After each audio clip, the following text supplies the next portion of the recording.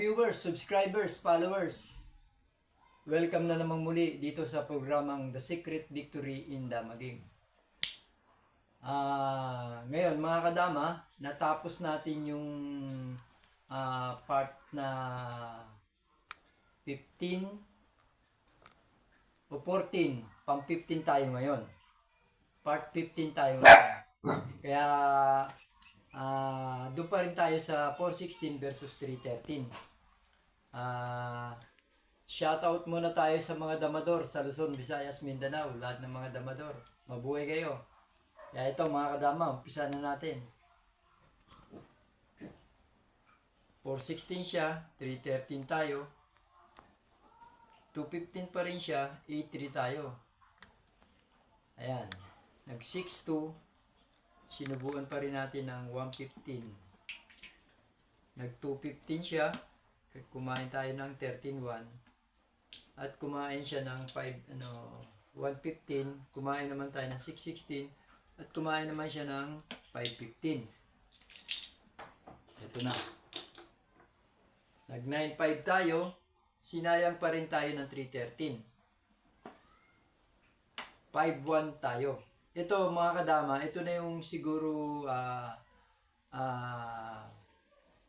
last part ng sumasayang ng 313. Yan. Dito, hindi siya nag 8-3, hindi siya nag 7-3, at lalong hindi na siya nag 10-6. Ang binaba niya rito, 9-5. Ito nga yung sinasabi ko. May 9-5 pa. Diyan, pinaliwanag ko na kapag nag 9-5 siya, pero pinaka best move natin dyan, magwa 115 lang tayo. Aatrasan natin. Bakit? Kasi unang-una, itong nasa gitna niya mawawala na. Ito lang yung parang mas powerful na posisyon gitna kaya may pagkakataon na tayo mawala yan. Magwa 115 lang tayo para kumain siya ng 15-1. Kasi hindi siya pwedeng kumain ng 13-1 dahil nga naka 9-5 siya. Ito na nga yung dahilan natin para umatras. Yan. So, kakain siya ng 15-1 at kakain tayo ng 16-6. Yan na. Tingnan nyo na yung posisyon mga kadama. Tumabi na siya. Tayo ngayon, malaya na tayong pumunta sa gitna. Dito, best move niya rito, 5-1 lang. Yan. 215 tayo, tsaka siya tatiming ng 7-3. Pag 7-3 niya dyan, 7-2 lang tayo. Ngayon dito, posibleng mag 214 at posibleng mag 314 maliban sa 215. Ito hindi kasi pangkaraniwang ginagawa. Ang nakikita ko lang talaga itong 214 at saka 314. Unahin natin sa 214 kasi ito dalawa ang pagpipili ang kain. Isang atras at isang abante. Dito muna tayo sa 214. Kapag nag 214 dito mga kadama, best move lang natin 313. Yan. So dyan sa part na yan, may binabawalan na siyang tira. Kung mapapansin nyo, bawal na yung 10-6 at bawal na yung 12-7. Yan. Maliban sa 10-5 o 11-6. So kung 10-6 lang siya, gaano katagal niya ititira yung 10-6 at saka 10-5 siya. Ito, bawal na itira at saka ito. So, madidelikado na siya. Pag 5-4 niya, isa na lang ang tira niya. So, itong subukan natin. 11-6. Diyan, kapag nag-11-6 siya, 12-8 lang tayo. So, bawal pa rin yung 12-7, nakaumang pa rin yung lansi natin. Bawal pa rin yung 10-5. Obligado na siya mag 6-2. Yan.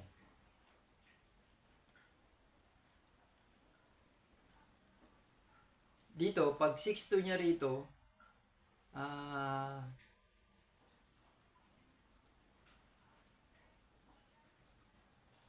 pwede na tayong mag 8-3. Yan. So, ang pinaka nakikita niyang ititira niya dito, mga kadama, sasayang siya. Dahil pag sayang niya, wala tayong ibang tira eh.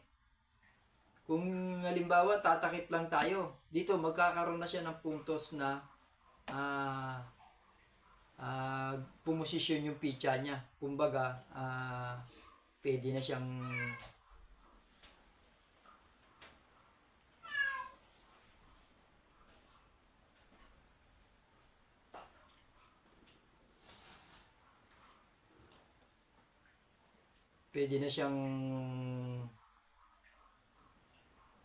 tumempo ng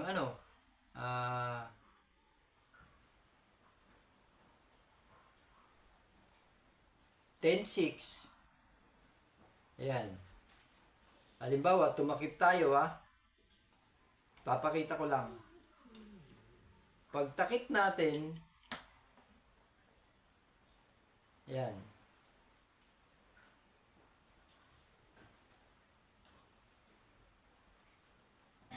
Pwede siyang mag 10-6. Lansihin man natin, tayo ang malalagay. Di baldi tayo ng dalawa, dama pa siya sa cross. So, ibig sabihin, maling tumakip tayo. Yan. Kaya ito nga, ang nakita niyang option, ito yung ititira niya. 215. Diyan, posible, ano ba pwede natin ditong gawin para... Kasi dito, para nakikita natin, takip na lang ang posible nating itira, mga kadama. Pero, meron tayo ditong gagawin na dyan sa tinira niyang 250 na yan, pabor sa atin yan. Kung hindi niya napapansin, yan ang pabor sa atin. Kasi, pag sayang niya ng 215, wala nga tayong tira eh. Hindi tayo pwede mag 416. 6-1, yun nga, mali. Dahil maunahan tayo ng posisyon. Di ba yung dumama tayo, di ba naman tayong dalawa. Ngayon, ito na. Dahil dyan, sinabi ko nga na yan ang inaantay natin sa pagkakakala niya na lamang siya dito.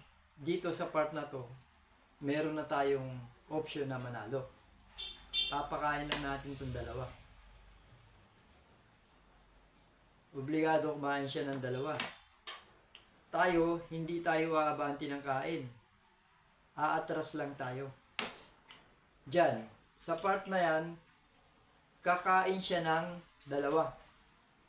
Kakain siya ng pagpipilian dalawa. Isang 14-2 at isang 15-1.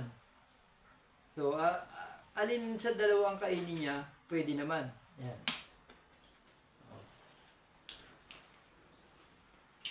Yan. Ngayon,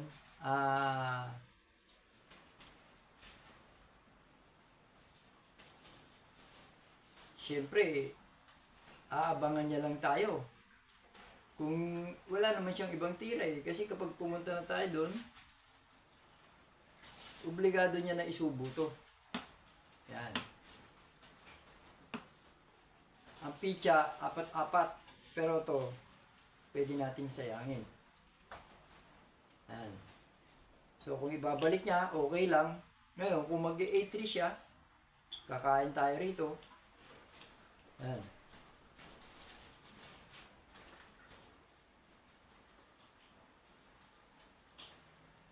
Pag 3:30 niya, bubuka lang tayo.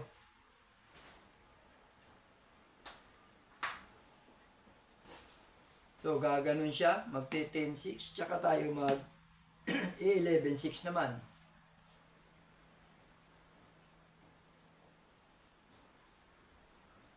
So, dyan, sa part na yan, mga kadama, talo talaga siya. Yan, nakakuha tayo ng isang panalo doon sa posisyon na yun. Balikan natin sa ibang direksyon.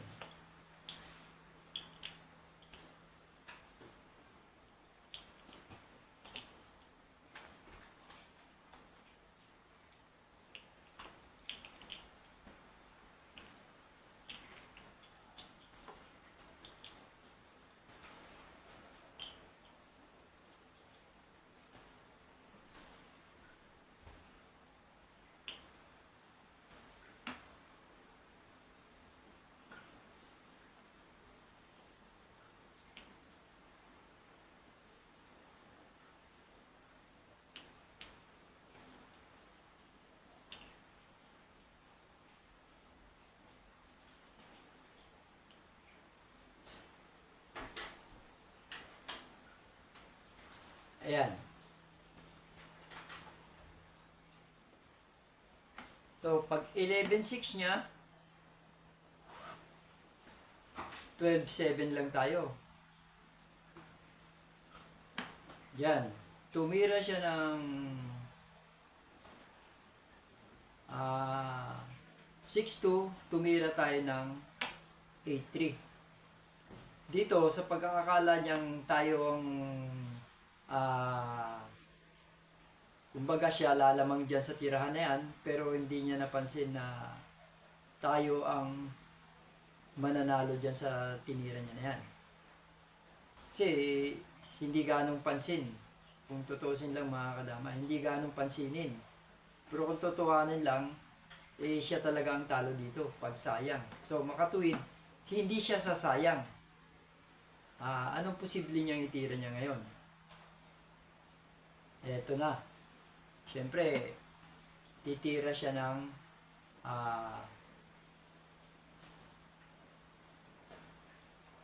10-6. Tayo naman, mauobliga tayo tumira ng ayan.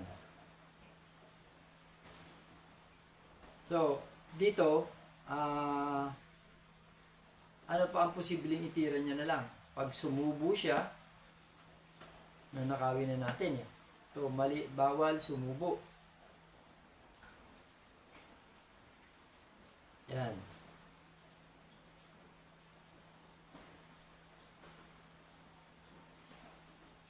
$12-7. Yan, sa 12-7.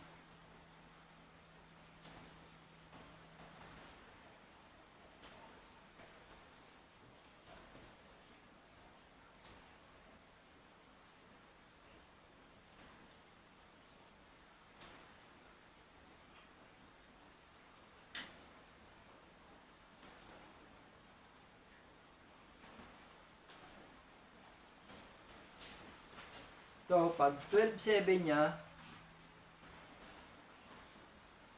pwede na tayong mag 4-16.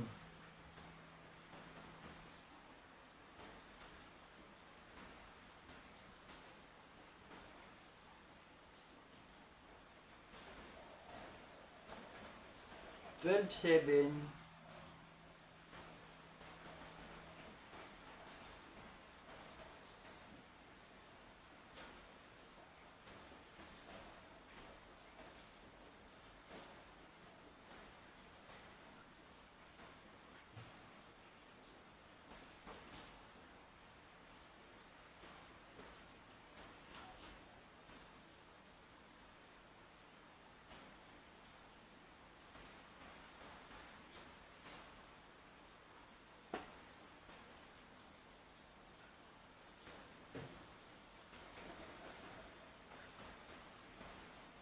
Yan, 6-1 na lang tayo.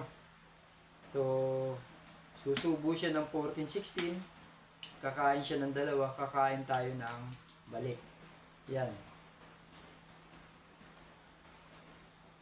So, posibleng ito ang itira niya.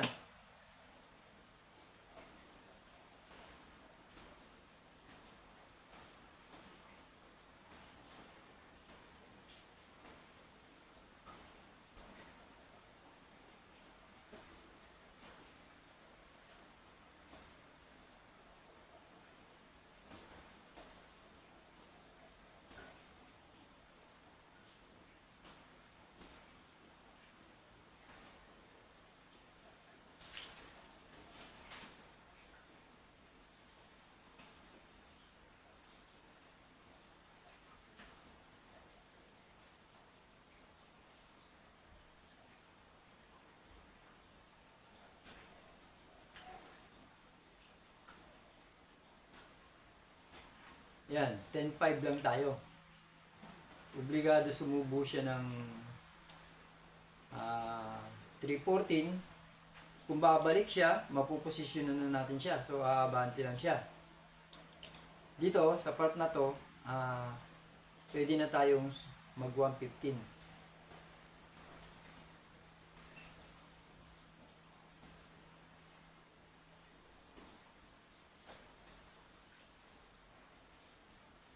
Yan.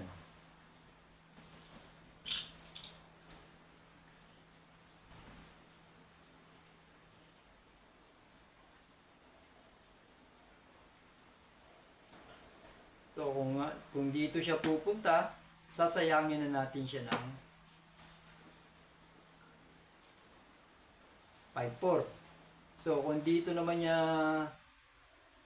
ayan, kung dito naman siya pupunta, kakain tayo dun, at saka pababalikin niya tayo rito, sasayang siya rito, dibaldi pa rin siya ng isa. Kaya ganun lang natin.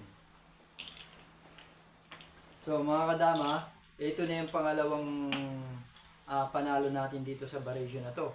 Ibig sabihin, may magandang kahinatnan doon sa pinakita natin tira. Subukan pa rin natin puntahan doon sa ibang part.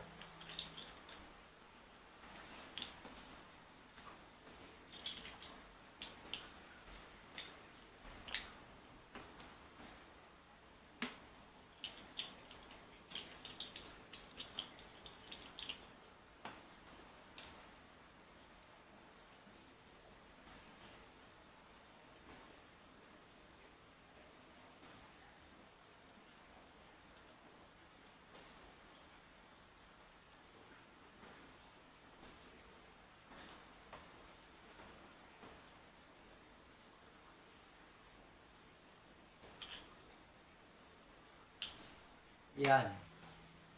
Pag 11.6 niya, nag 12.8 tayo. So, tumira siya dito, tumira tayo rito, talo dito.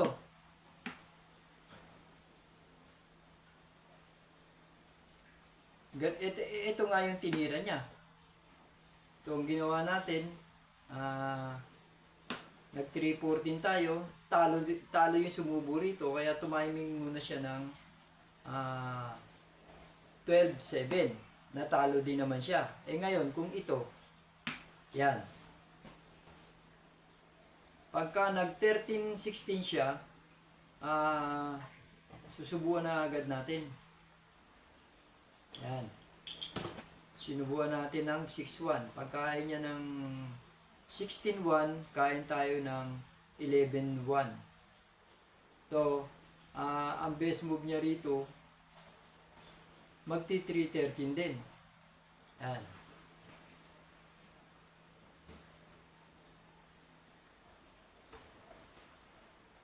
Kakain tayo ng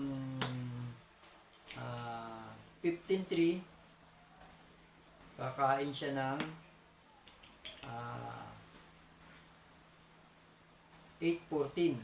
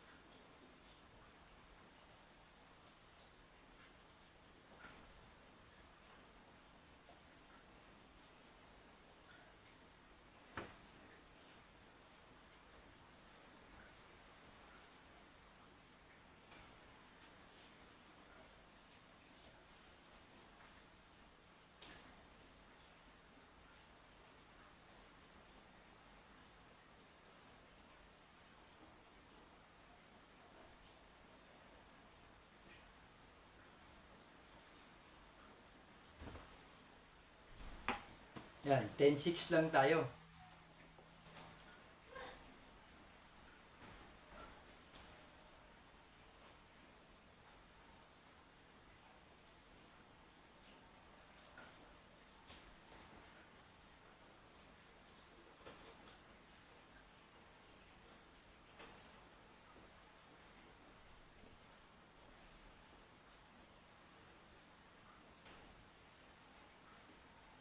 So, balik ko lang ha mga kadama, sandali. May iba pa kasi tayong tirang mas maganda rito. Ito, 115. Subukan na, sayangin na agad natin siya ng 115.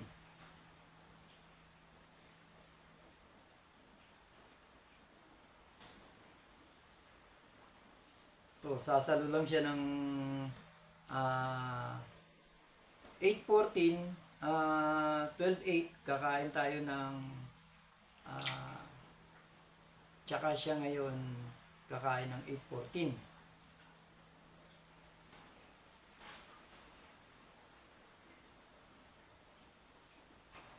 So, wala tayong choice dito kung hindi. Ayan, 14-16 lang tayo.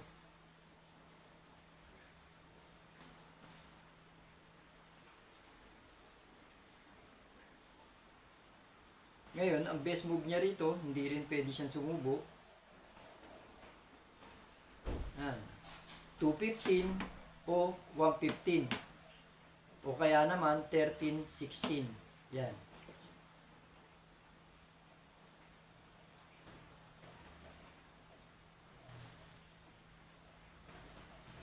Tayo naman magte 10-6 lang.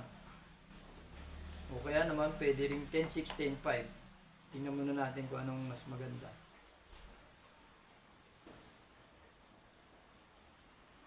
Ayan, 10-6. So pag nag 215 siya,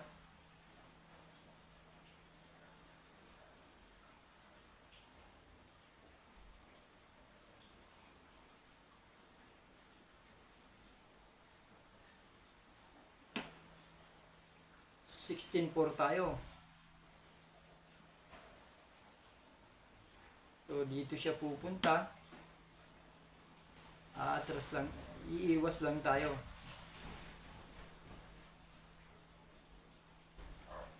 O kung gaganon, wala tayong gagawin. Kung hindi gaganon lang. Ayan, maluwag dito yung tablahan mga kadama. Ibig sabihin, dito sa part na to, ay talagang draw na to.